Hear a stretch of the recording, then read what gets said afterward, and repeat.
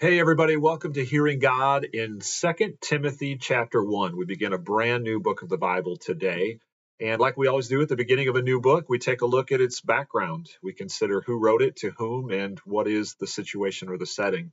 And so for 2 Timothy, very similar to 1 Timothy, no surprise there. But at this point in the story, Paul is in prison in Rome, and he is sensing, rightly so, that he's very near the end of his life.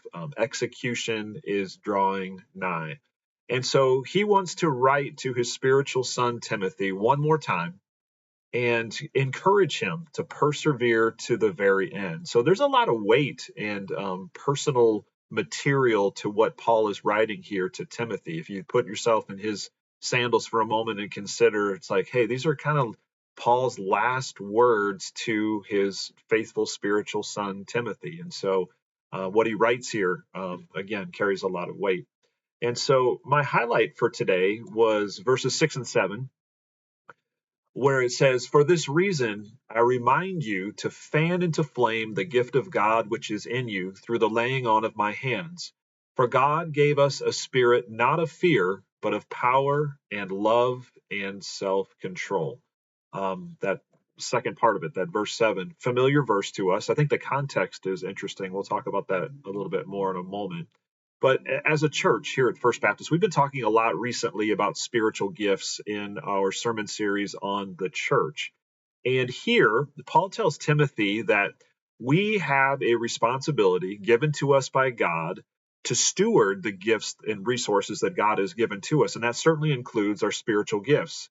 He gives gifts to us to be used for his glory, but we have a responsibility to cultivate those gifts, to nurture and to develop them. And so, as he speaks here, that the spiritual gift is a spark that he gives to us, but then we have the role and responsibility of nurturing that spark, of fanning it into flame. And so it's not meant to stay a spark, it's meant to grow into a flame and then into an all out inferno. And so I think Jesus spoke of something similar to this in the parable of the talents, when he spoke of the reality that one day we will all give account to God for the resources that he has entrusted to us. And that certainly includes our spiritual gifts, maybe even more so than material resources. How have we stewarded the spiritual resources, the spiritual gifts that we have been given? And so, in context, that verse 7, that's very familiar to us, for God gave us a spirit not of fear, but of power and of love and of self control. What Paul is saying to Timothy is, hey, step out and be aggressive, be brave and courageous in developing your gifts for the glory of God. And so, in my A or application part, I said many leadership books talk about the difference between what they call a stuck mindset or a growth mindset. And people with a stuck mindset, they see obstacles. People with a growth mindset, they see opportunities or possibilities. And I don't know about you, but the older I get more cynical, left to myself and my flesh. And it can be challenging to maintain a growth mindset as I get older. I find that it's something I have to fight for. I have to be very intentional about. I think reading certainly helps me to cultivate that growth mindset. And I think this is in part what Paul is exhorting Timothy and us to do, is to fight for that sense of a growth mindset, not being limited or stuck in our cynicism, but being open to and considering all of the possibilities and opportunities that God gives to us when it comes to the spiritual gift, that spark, that flame that he has given to us, that now we're supposed to fan it into becoming more and more impactful.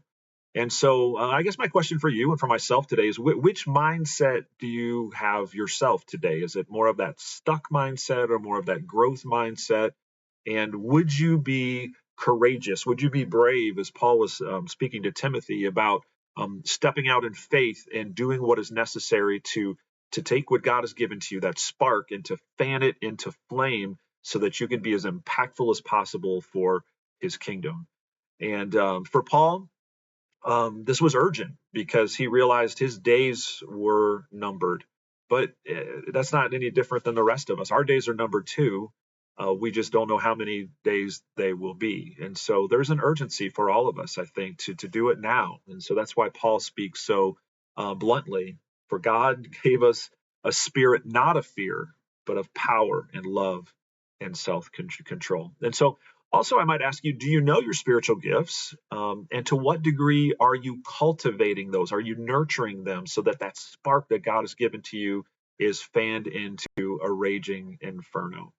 And so in my response, it was a very simple one today, but I simply said, Father, give me courage in developing my spiritual gifts to the full. I think sometimes to do that means we step out of our comfort zone, we step out of where it's comfortable and familiar, and we have to stretch, which can be somewhat fearful at times. And then lastly, may I settle for nothing less. And so I hope that's been an encouragement and a challenge to you today. Look forward to joining you tomorrow, Lord willing, for 2 Timothy chapter 2.